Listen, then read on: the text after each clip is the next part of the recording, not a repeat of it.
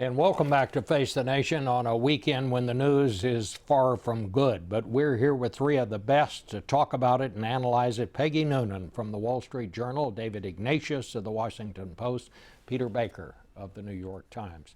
So the president's going to make a speech on Wednesday. Peter, what does he need to say here?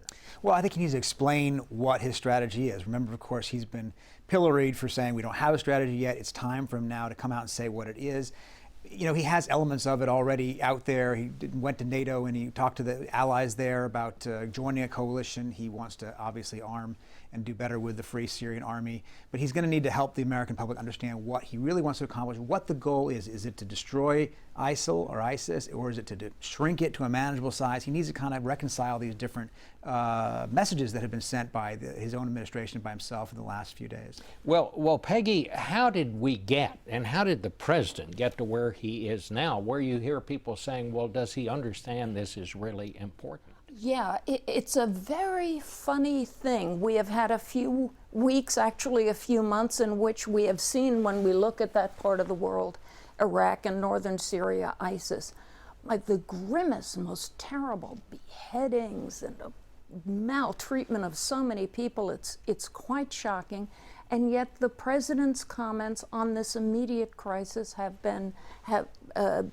varied from this is very serious to it's not so terribly serious. So I think the biggest thing he has to do Wednesday night is tell us, this is how I really see it. This is what we're really going to do. This is how we're going to do it. This is doable. But he's going to have to regain something he's lost in the past few months, maybe longer, which is credibility on these big, serious foreign affairs issues.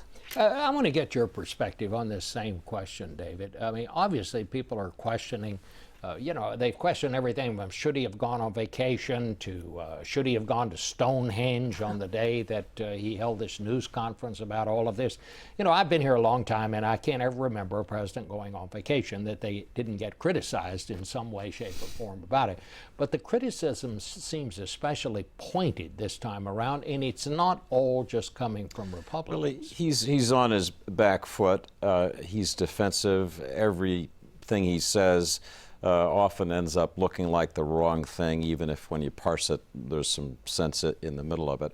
I think in this speech Wednesday night, in addition to laying out the details of policy so Americans understand what we're going to do, understand where we're going, he needs to bring an emotional resonance to what he says. Not to flatter our host, but the piece you just did, remembering 9/11 and what it felt like, and some of that has to come through from the president, because he's taking us back into a deadly conflict with a very dangerous adversary. So I hope it'll have both. I hope it'll have clear detail and emotional power.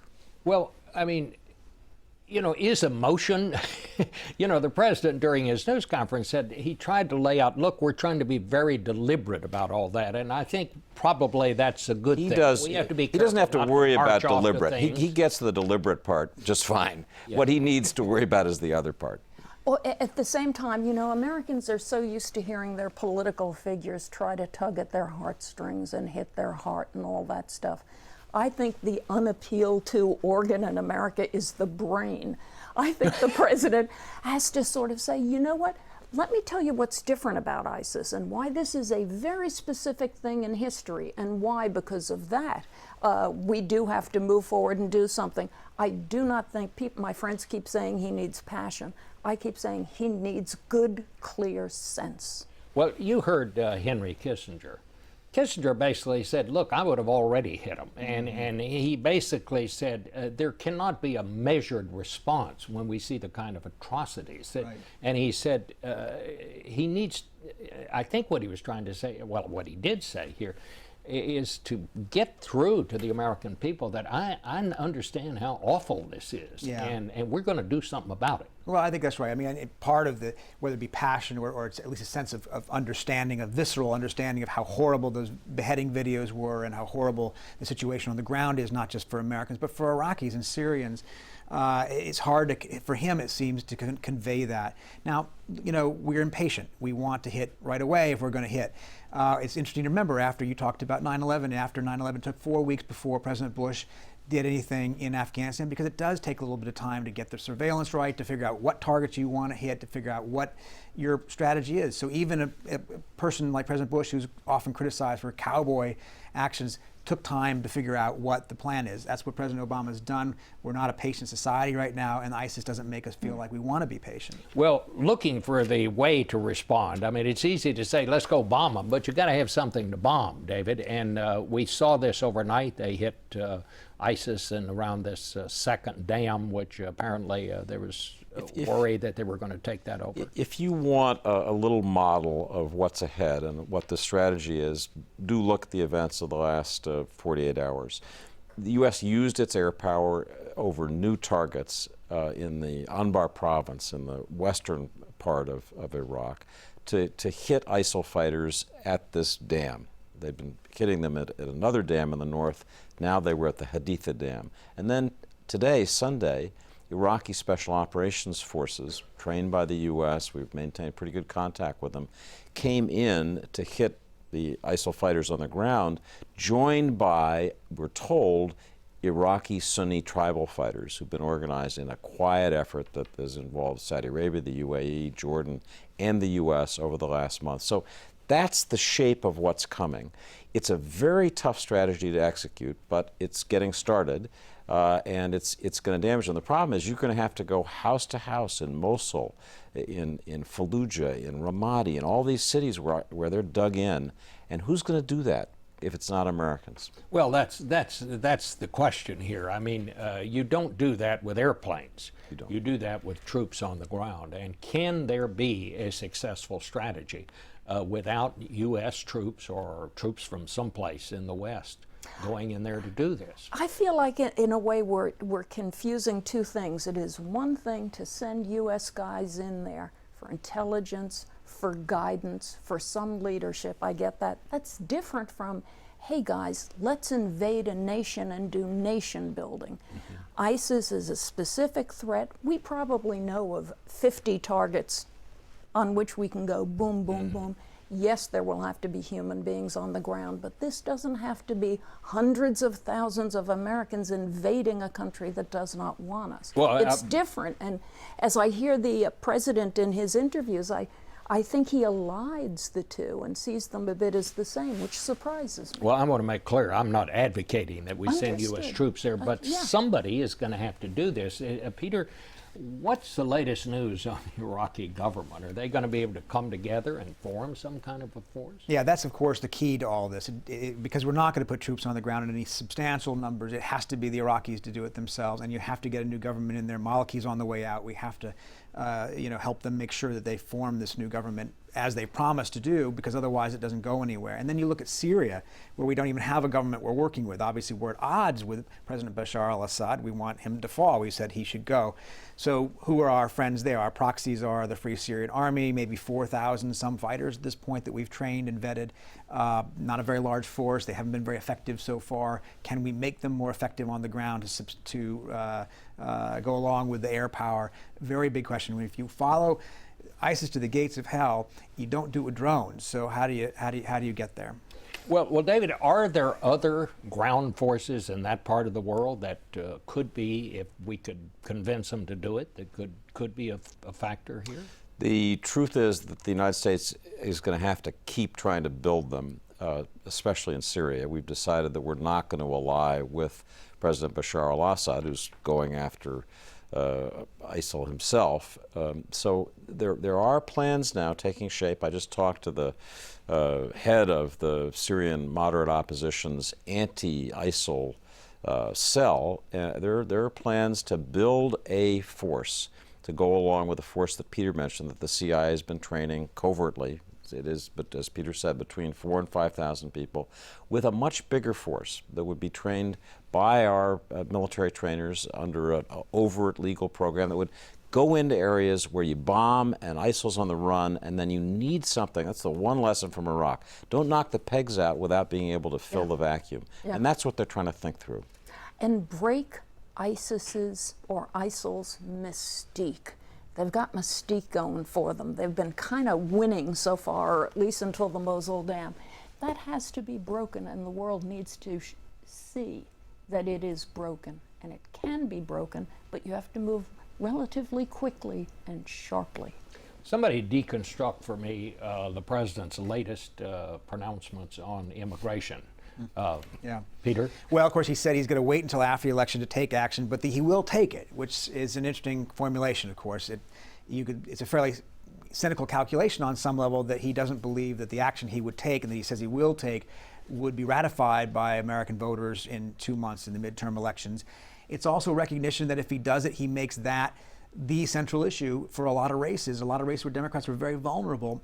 And if the Senate goes Republican because of his decision to do it, he obviously would have suffered a lot of blowback from within his own party. He thinks that making it easier for illegal immigrants to stay here, which is the plan, would be sustainable only if it's taken outside of this electoral kind of environment where $1 billion worth of ads or what have you would fight it out. And so he wants to wait until after the election, much like he did with other issues along the way, like Don't Ask, Don't You know what I found kind of interesting? The president said flatly he was not doing this for political reasons. And yet, all weekend, White House officials who've been briefing reporters on background made no bones about it. They said, yes, this is why we're doing it. We're trying to keep the Senate Democratic.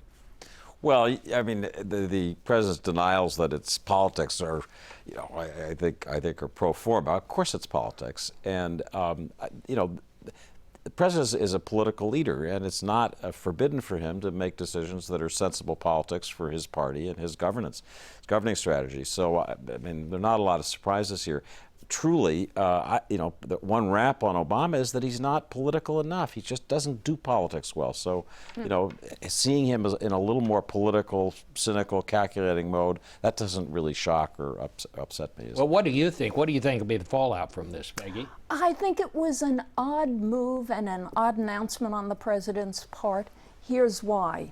It will upset his friends and strong members of his base, while at the same time it will not quiet his opposition, because his opposition will still say, okay, you know what we said he's probably going to do Tuesday? He is going to do it Tuesday, but Tuesday in November. Do you know what I mean? It's not as if he's changed his stance, he's only changed his timing. I don't see what that gets him. Actually, I'll leave it there. I don't really see what that gets him. Well, I mean, you've already seen the Republican reaction. Mitch McConnell said, well, he didn't say he wasn't going to do it. He said he's going to wait till after the election to do an end run. Well, here's the analogy you hear in the White House this weekend, and it's the 1994 midterm election, which Newt Gingrich won against President Clinton, and is often blamed on Clinton's decision to go ahead with gun control measures in the election year. And what this White House has concluded is, had Clinton waited until after that election, he wouldn't have given an issue to the opposition that cost them the Congress. So they don't want to make what they see as the mistake that President Clinton made then. It is calculation. It is political. Of course it's political. Even the president's own words say it's political. He says, I want it to be sustainable, meaning he doesn't think it would be sustainable if he did it now in this political context.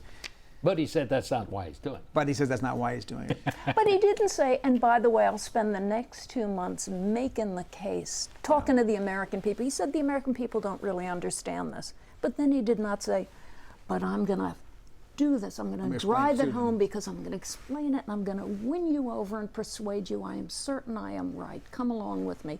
He didn't do that. He seems, well, his statement sort of suggested the American people will magically come to understand and agree with his position in November. You know what? Why don't we take a break here and then we'll come back and talk about all this some more. One thing we haven't talked about this morning is Russia, and I'm just going to say it up front. I don't give advice, obviously. I report on what others do. But I would send Henry Kissinger tonight to Moscow to talk to Putin and see what he can find out and decide where we should go from there. What do you think is going to happen on that front? Well, of course, they reached a so-called ceasefire in the last couple of days, and in theory, that's going to tamper down the violence. You're already seeing it beginning to fray. The real administration goal here is to kind of get this off the front page and then try to see if they can deal with the larger, more substantial issues underlying the conflict. That's not an easy thing, and you can easily see this becoming what they call a frozen conflict in the Soviet area, which they simply remain at loggerheads in a low-key kind of way for years to come. You see any good news there? I don't. It's when there's a ceasefire agreement, you always are thankful that people won't get killed. But I think this agreement ratifies Russian gains, ratifies Russian intervention through proxy forces, leaves Ukraine, the pot boiling. Anytime the Russians want to turn up the heat, they'll be able to. I think it's an unfortunate deal. It shows really that President Poroshenko in Ukraine was getting overwhelmed on the battlefield. All right. I want to turn now to something else. As we speak, the funeral has begun in New York for Joan Rivers. And Peggy, you wrote a blog about her this week and what you think she means to the American people. I just want to hear from you about that a little bit. Well, I think, you know, I think a lot of people were swept the past few days after Joan died by a real affection for her, an affection that almost took them aback. They really liked her. It was a tribute to how much we appreciate people who make us laugh. She was profane, she was on the border, she was transgressive, she was subversive, she was wacky, she played the fool. She made America laugh for a long time, half a century. Beautiful things have been written about her. I think she would have loved every one of them. She was a great woman. You know, I thought it was interesting. She left instructions to her daughter. She said, I don't want a quiet thing here. I want a big deal. I want a Hollywood. I want a lot of paparazzi, which is just so Joan Rivers. Yes, it's going to be beautiful. The Gay Men's Chorus is going to sing, and they've planned the songs, and it's going to be gorgeous. The NYPD is there with the horses. It's going to be a show. She would have loved it. All right. Well, thank you all very much. We're going to be back to look at all those Senate races outside Washington and how they're shaping up, so stay with us.